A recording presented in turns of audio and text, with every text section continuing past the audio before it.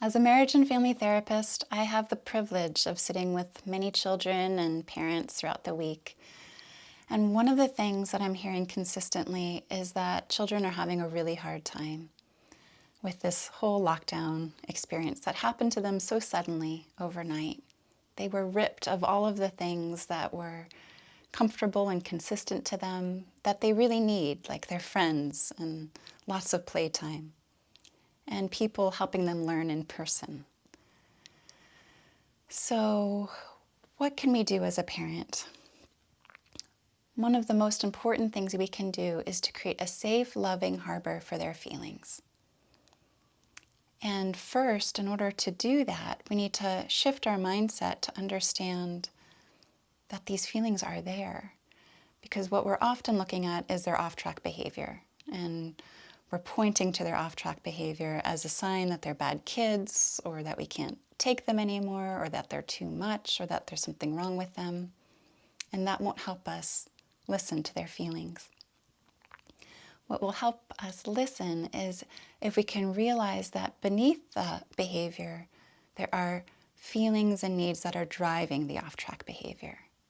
So look for the feelings and needs that are driving the off-track behavior in your children. And set an intention to create a safe, loving harbor for them, for those feelings. I think about it like a wave.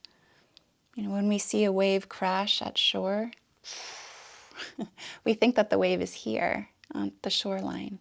But really, that wave has been traveling for miles and miles and miles, tension in the body of the ocean, days and days and days. Until what? Until it bumps up against a limit, the steady shoreline. And then it can crash. And once it crashes, it gets louder and more messy and kind of intense. But then it softens and relaxes, and all of that built up energy and tension is gone, cleansed away. So we can serve as that steady shoreline for our children. How? By setting loving limits with them, finding some limit. As soon as we start detecting tension in their bodies, we can find a loving limit, and just as quietly as the shoreline, set it very simply with 1 to 3 words. Nope. Neutrally, or even with warmth. It's time. Like a stop sign. 1 word. No. Or like store hours. Not right now, sweetie. Or like a speed limit, 3 or 4 little bits of information. The answer is no. And we could say that hundreds of times in 20 to 30 minutes that it takes for our child's emotional wave to crash. And it is possible to hold the line the 100th time we say it, as calmly as the first time we say it. And that will create the psychological safety that's required for our children to get to the bottom of their feelings, to get it all the way out, so that they can be relaxed and freed up to have positive and pleasant experiences again. Many years of research, over 25 years of anecdotal evidence, shows that when children can be supported from our loving, calm presence, with loving limits and lots of listening, when we can set a limit and then listen, set a limit and then listen, it helps all of their tension go out, offloading their emotional backpack, so to speak, and then they can be free. They tend to be more cooperative, more able to take in new information, more able to face hard things, like learning online.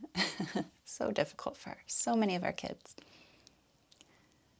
So this is really important that we begin to cultivate the capacity to turn towards and be with our children's big feelings.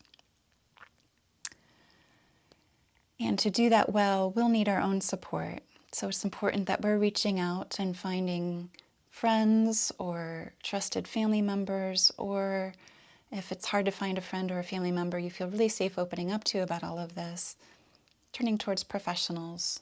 So many of us are offering teletherapy right now, and it's just as effective and helpful as being in person.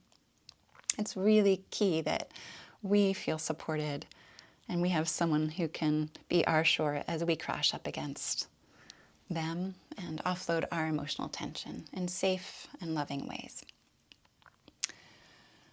So this will help us cultivate our own capacity to be with distress. So we're going to be cultivating distress tolerance, the ability to stay well regulated, like the safe, loving shoreline, in the midst of our children's overwhelm. And then we're going to start pairing that when our children are overwhelmed, they'll be greeted with regulated mind, body, heart. Overwhelm, self-regulation. Overwhelm, regulation. And then this is going to get paired inside them. In neuroscience, we say what fires together wires together.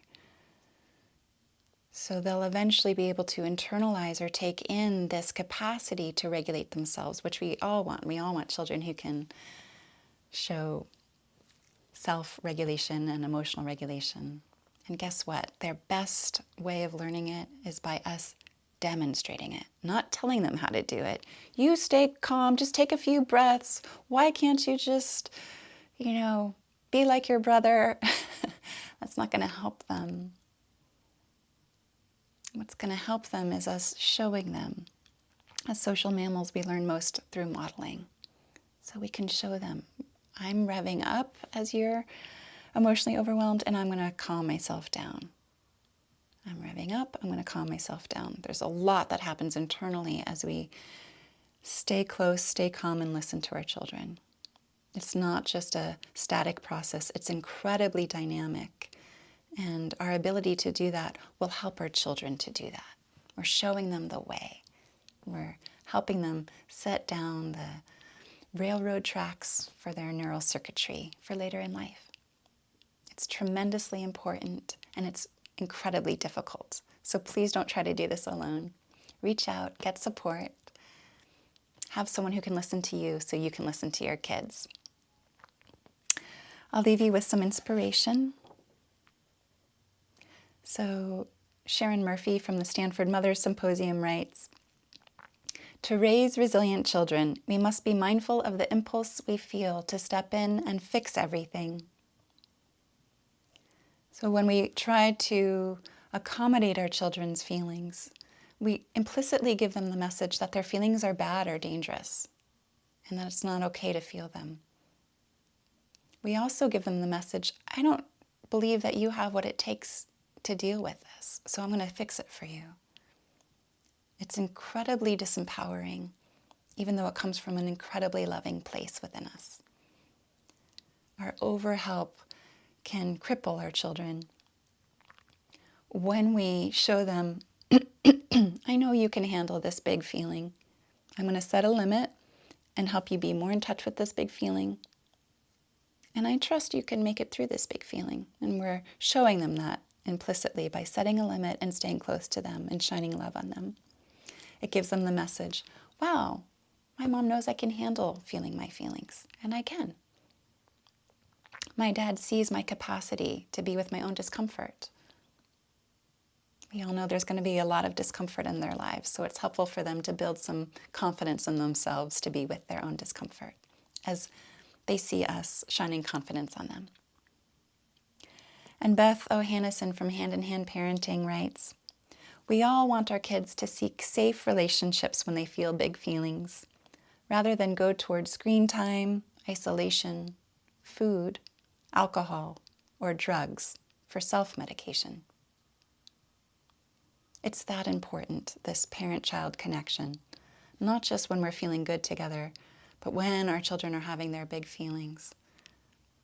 They need our help. They need to know that they can come to us even when they're raging mad, that we'll set limits on their behavior, but that we'll be there for their big feelings. We'll say no to the behavior so we can say yes to all of the feelings that are driving that behavior. Make sure to find someone who can listen to you so you can listen to your kids. Take good care, be well, and stay connected.